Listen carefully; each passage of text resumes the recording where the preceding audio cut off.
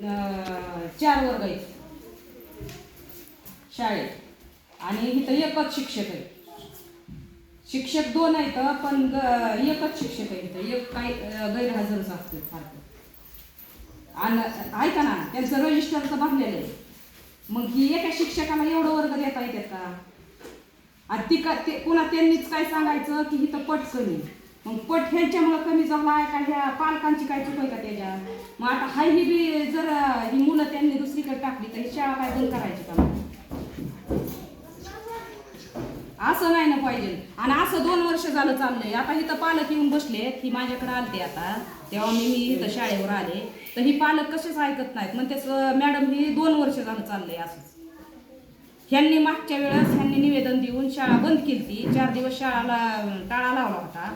मग आता तरी ह्यांनी रेग्युलर चालवायची असती ना शाळा.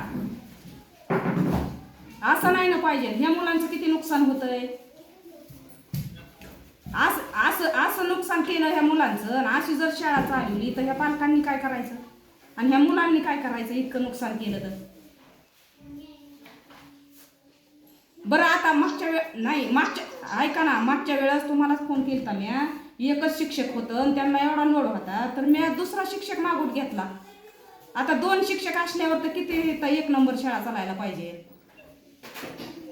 आणि आता 2 शिक्षक असून बी 1 शिक्षकांवर लोड द्यायचा आणि रजिस्टर सगळं पूर्ण भरून लावायचं म्हणलं असं चुकीचं नाही. आणि पुन्हा पट कमी म्हणून सांगतात. मग आता एवढं नुकसान झालं तर मुलं इथं ठुतेन का पालक?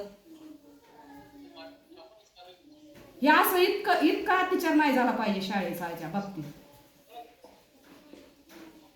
असं नाही पाहिजे. तुम्ही आता कोणी बी हिजेटला लावा इथं बघा ही कशी शाळा चालू आहे आणि कशी शाळा भरती इथं. असं नाही ना पाहिजे अहो साहेब. हो, ती विचारून बघा. आणि इथं रेग्युलर मध्ये शाळा चालली पाहिजे. आता गैरहजर 1 सुद्धा दिवस झाला नाही पाहिजे. हो, त्यांना पट पाहिजेत ना. कमी म्हणतात ना ह्यांना हाय एवढी मुलं देतो आम्ही, पण हाय ही मुलं जर ह्यांनी जर बंद केली, शाळा बंद केली ना, मग एकदा रस्त्यावर उतरल्यावर काय होतं, खाली येणार नाहीत आम्ही परत. हो, मला कधी सांगताय मग?